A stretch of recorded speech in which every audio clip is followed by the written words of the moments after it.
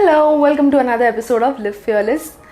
और आज हम बात करने वाले हैं why do women feel insecure in their relationships and what can they do about it. कभी कभी आपको लगता है कि आप कॉन्स्टेंटली सोच रहे हो कि आपका पार्टनर कहाँ पे है, वो किससे बात कर रहा है, आप किसी और चीज़ के बारे में सोच ही नहीं पाते, बस एक ही टेंशन आपको लगी रहती है कि हो क्या रहा है रिलेशनशिप में। You start imagining things which don't even exist. These all might be signs of being insecure. कभी कभी आपका पार्टनर आपको बहुत अनकंडीशनली भी प्यार करता होगा तो भी आपको लगता है कि यार कुछ तो गड़बड़ है। आप ऐसे प्रॉब्लम सोच रहे हो जो शायद है नहीं। एंड इट्स नॉट नेसेसरी कि ये सिर्फ नए रिलेशनशिप्स में हो सकता है, ये बहुत पुराने बहुत सालों की शादियों में भी हो सकता है। So what are you going to do with it and how are you going to deal with it, and that is exactly what we are going to talk about today. So how do you know you are insecure? Being insecure means you're constantly feeling anxious, unconfident, and not sure of what is happening in the relationship. आप constantly दिन में सोचते रहते हो कि आपका partner कहाँ गया है, किससे बात कर रहा है, कब आ रहा है। And to a great extent this has a lot to do with how you feel about yourself. शायद आपको लगता है कि आप अपने पार्टनर के वर्दी नहीं हो, आपको ऐसे लगता है कि वो आपको शायद छोड़ के चले जाए, या आपको ऐसे लगता है कि वो आपसे झूठ बोल रहे हैं, आपके पीछे कुछ ऐसा कर रहे हैं जो आपको शायद पसंद ना आए। ये जो सेंस ऑफ फीलिंग है, दिस इज़ नॉट गुड। अब ये बहुत रीजंस की वजह से हो सकती है। ये या तो इस वजह से हो सकती है कि आपके पार्टनर ने शायद कभी आपसे झूठ बोला होगा या कभी चीट किया होगा, विच इज़ शायद मोर और लेस लेजिटिमेट, क्योंकि उस वजह से ये इशू हो सकता है। लेकिन कभी कभी इसका कोई रीज़न होता नहीं है। ऐसे आपकी परफेक्टली फाइन रिलेशनशिप में भी आपको कभी कभी लगता है कि यार कुछ तो गड़बड़ है। कभी कभी आपको ये भी नहीं पता चलता कि जो आप एक्सपीरियंस कर रहे हैं, जो आप महसूस कर रहे हैं, वो इनसिक्योरिटी है। Insecurity could be, jealousy, it could be constant questioning, it could be constant nagging, it could also be, constantly asking for attention. ये सारे जो रीजंस है ना, ये सारे जो बिहेवियर ट्रेट्स है, ये कभी कभी इनसिक्योरिटी की वजह से होते हैं। And it is very very important that you deal with the root cause of insecurity. क्योंकि क्या होता है, over a period of time the relationship starts getting very strained. दोनों पार्टनर एक दूसरे से कम्युनिकेट करने में बहुत अनकंफर्टेबल हो जाते हैं, और ये बिहेवियर अगर आपकी तरफ से है तो this is something that you need to work on. तो ऐसे सिचुएशंस में आप क्या कर सकते हो? The first and most important thing that you need to pay attention to is self-love. If you are feeling insecure and if you think you're not worthy of somebody, if you think somebody is going to constantly leave you, if you think you're not good enough, then you need to learn to love yourself first.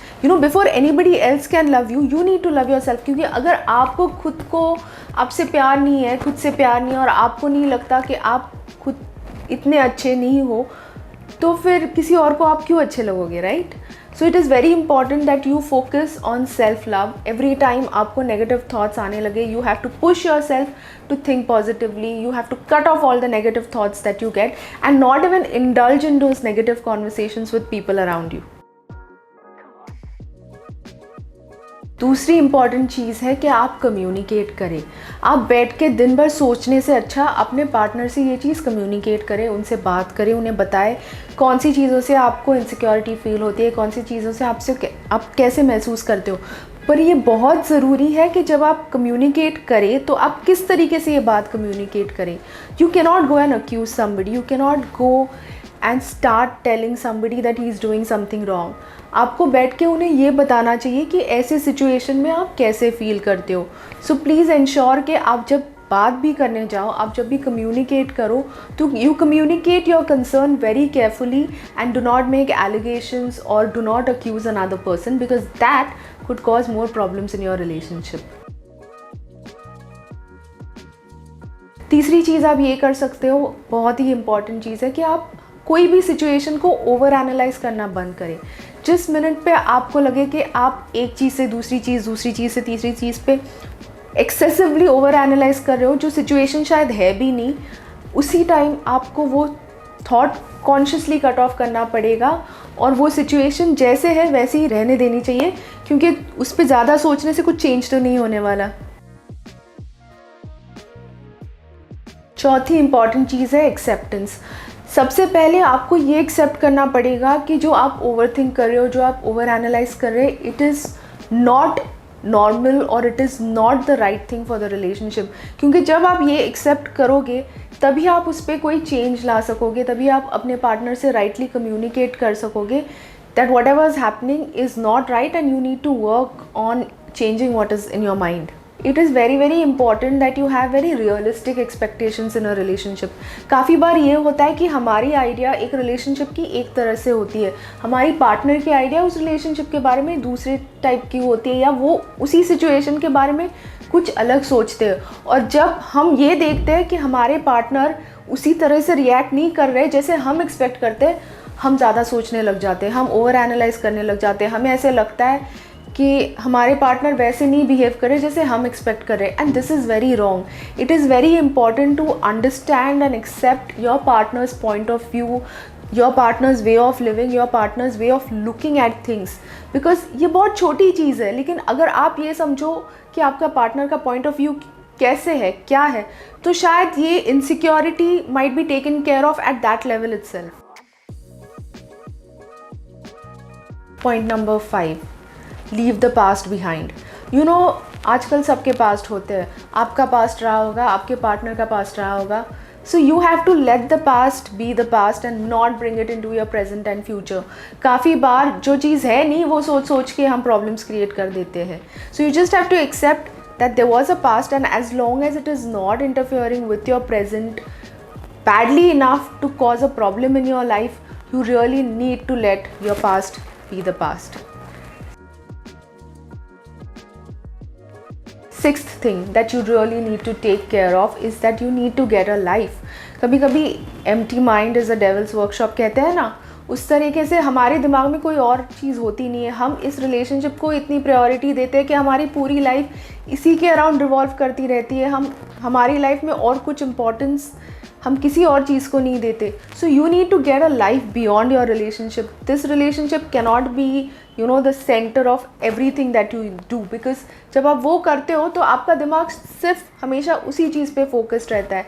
So do ensure that you have a life which is really significant beyond your relationship.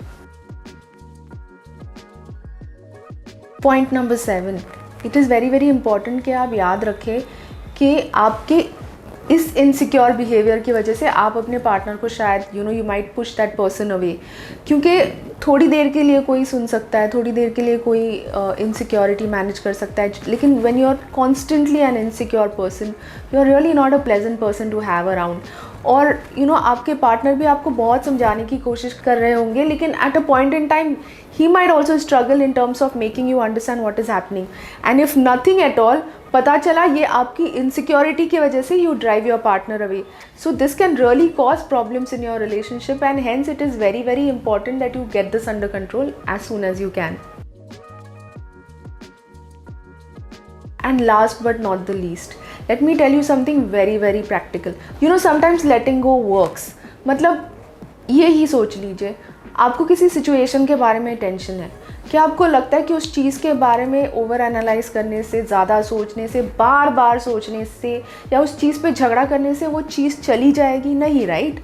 I mean life में जो होना है वो तो होने ही वाला है। तो जो हुई नहीं है चीज़, उस चीज़ के बारे में इतना सोच के, इतना पहले ही ओवर एनालाइज करके, पूरा डाइसेक्ट करके क्या होने वाला है?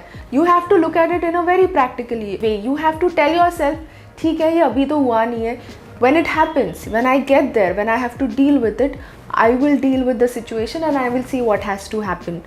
उस चीज़ पे जो हुआ नहीं है उस पे सोच के अभी प्रेजेंट स्पॉइल करने में क्या पॉइंट है? Insecurities can actually break relationships. तो इतना जो टाइम आप ओवर एनालाइज करने में और सोचने में डाल रहे हो ना, उससे अच्छा वही टाइम आप किसी प्रोडक्टिव चीज़ में डालो. Try doing something good, try learning something new, trying something new. उससे क्या होगा? You will become a person that your partner will want to be with. You will become a person that your partner will admire. So instead of using it negatively, I think you should focus more on using it a lot more productively. Hello, hope you've liked my video. Do like, share and subscribe to my YouTube channel Live Fearless Official. If you have any comments, please put them in the comment section below. You can also follow me on my Instagram handle Live Fearless Official. Until then, live fearless.